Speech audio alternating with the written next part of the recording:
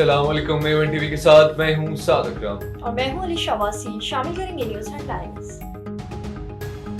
تربیت یافتہ شرط پسند مظاہرین کے ساتھ ساتھ تھے. ڈی پی او اٹک پولیس پر براہ راست فائرنگ کی گئی. افغان باشندے بھی شامل.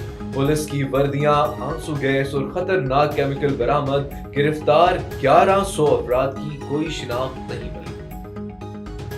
بانی پی ٹی آئی کی صحت سے متعلق خبریں غلط قرار. بیرسٹر گوہر نے کہا کہ اڈیالہ جیل سے منتقلی کی خبروں میں صداقت نہیں. احتجاج کے دوران ہمارے 12 لوگ مارے گئے.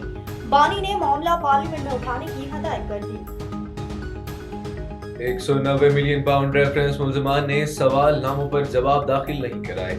عدم پیشی پر بشرا بی بی کے ناقابل ضمانت وارنٹ گرفتاری برقرار. جی ایچ کیو گیٹ حملہ کیس ملزمان پر فرد جرم عائد نہ ہو سکی. تھانہ نیو ٹاؤن کیس میں بانی کا جوڈیشل ریمانڈ منظور. 6 مقدمات میں جسمانی ریمانڈ کی استدعا مسترد. کرم میں بعض عناصر نفرت پھیلا رہے ہیں. علی امین گنڈاپور نے کہا کہ ایسے لوگوں سے دہشت گردوں جیسا سلوک ہوگا. سعودی عرب دیرینہ دوست ہر مشکل میں ساتھ دیا. تعاون کو مزید وسعت دینے کی خواہش مند ہیں. وزیر اعظم شہباز شریف کی سرمایہ کاری کی پیش رفت سے متعلق جائزہ اجلاس. ہیڈ لائنز آپ نے جانی. مزید آپ کو بتائیں کہ پوری دنیا سندھ سمیت دادو ضلع کے چھوٹے بڑے شہروں گاؤں میں ثقافتی رنگ بکھیرے گئے.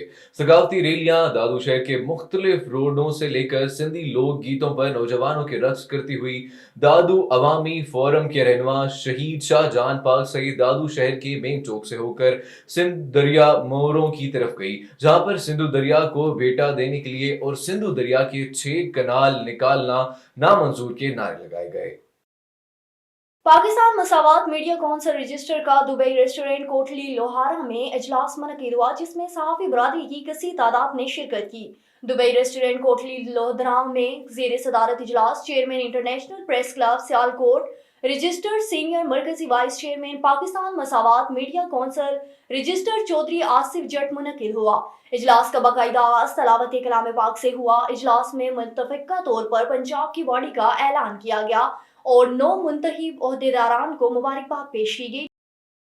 ماناوالا میں لاکھوں روپے کی ڈکیتی کی واردات. موٹر سائیکل سوار 4 ڈاکوؤں نے گن پوائنٹ پر فیملی سے 9 تولے زیورات اور نقدی سمیت قیمتی اشیاء لوٹ لیں.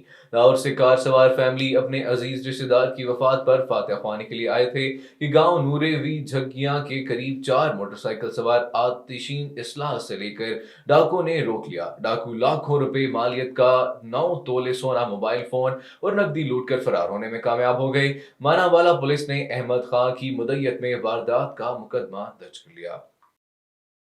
آگے بڑھے آپ کو بتائیں کہ Rahim Yar Khan police woman harassment cell کے زیر اہتمام شیخ زید میڈیکل کالج میں سیمینار کا انعقاد ہوا. مقررین نے خواتین کو درپیش مشکلات میں قانونی تحفظ سے آگاہی بھی فراہم کی. رحیم یار خان میں خواتین کا شمار معاشرے کے کمزور طبقات میں ہوتا ہے. خواتین کے تحفظ کے لیے قوانین موجود ہیں.